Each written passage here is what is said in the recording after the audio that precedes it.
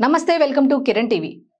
అయితే ఈ రోజు నేను పవన్ కళ్యాణ్ గారి గురించి ఒక మాట అయితే చెప్పబోతున్నా. అదేంటంటే ఒకరిని పొగడాలన్నా అంటే పని చేసిన వాళ్ళని, పని చేయబోయే వాళ్ళని, లేకపోతే పని చేయించుకునే వాళ్ళని పొగడాలన్నా ఆయన తర్వాతే, పని చేయని అసమర్థులని, అక్రమార్కులని కిందకి దించాలన్నా, తొక్కాలన్నా కూడా ఆయనకే సాధ్యమని చెప్పొచ్చు. అదేమిటి అనేది ఇక్కడ మ్యాటర్ ఉంది. అదేంటో ఒకసారి చూద్దాం. ప్రముఖ తమిళ కవి, స్వాతంత్ర సమరయోధుడు సుబ్రహ్మణ్య భారతికి భారతరత్న పురస్కారం ఇవ్వాలని ఆంధ్రప్రదేశ్ ఉప ముఖ్యమంత్రి, జనసేన అధినేత పవన్ కళ్యాణ్ అభిప్రాయపడ్డారు.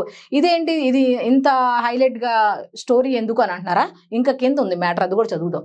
గురువారం సుబ్రహ్మణ్య భారతి జయంతి సందర్భంగా ఆయనకు ఘన నివాళులు అర్పించారు. ఈ మేరకు సోషల్ మీడియా ప్లాట్ఫామ్ ఎక్స్ లో ఓ పోస్ట్ పెట్టారట. ఏమిటి అంటే, సుబ్రహ్మణ్య భారతి భారతరత్నకు అన్ని విధాల అర్హుడని పవన్ కళ్యాణ్ పేర్కొన్నారు. ఇంతకీ ఈ సుబ్రహ్మణ్య భారతి ఎవరు అనే కదా చూద్దాం. అది కూడా చెన్నైలో పెరిగిన తాను సుబ్రహ్మణ్య భారతి జీవితం నుంచి 3 ముఖ్యమైన పాఠాలు నేర్చుకున్నానని పవన్ కళ్యాణ్ గారు అయితే చెప్పారట. ఆ పాఠాలు ఏమిటి అంటే, మాతృభూమి పట్ల నిర్భయమైన నిబద్ధత.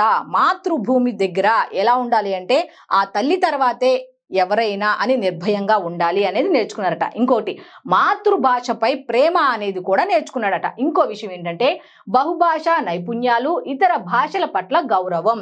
అన్ని భాషలు నేర్చుకోవాలి, ఇతర భాషలు నేర్చుకోవాలి, మన భాషతో పాటు ఇతర భాషలు నేర్చుకుని వాటికి గౌరవం ఇవ్వాలి అనేది అయితే ఆయన దగ్గర నుంచి ఈయన నేర్చుకున్నారట.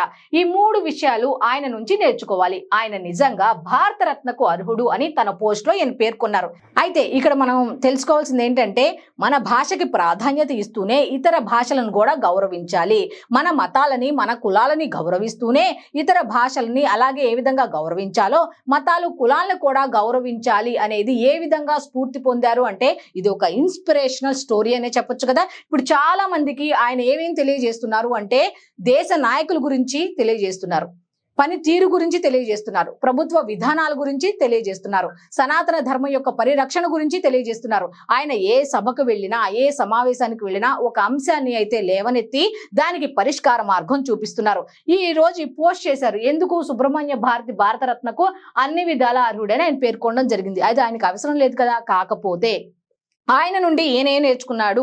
అసలు సుబ్రహ్మణ్య భారతి అనే వాళ్ళని ఇప్పుడు మనందరికి తెలియబరుస్తుంది ఎవరు అంటే ఆయన. ఇటువంటి వ్యక్తుల గురించి కూడా ఆయన రకరకాలుగా పోస్టులు పెడుతూ ఉంటారు. సేమ్ పవన్ కళ్యాణ్ లాగే మనందరం కూడా మన స్వాతంత్ర సమర యోధుల్ని, ఇటువంటి గొప్ప యోధులని గురించి మనం తెలుసుకోవాల్సిన ఆవశ్యకత ఎంతైనా ఉంది. మనం కూడా వాళ్ళు చేసిన విషయాలు తెలుసుకొని వాళ్ళకి ఘనంగా నివాళులు అర్పించాల్సిన అవసరం ఎంతైనా ఉంది.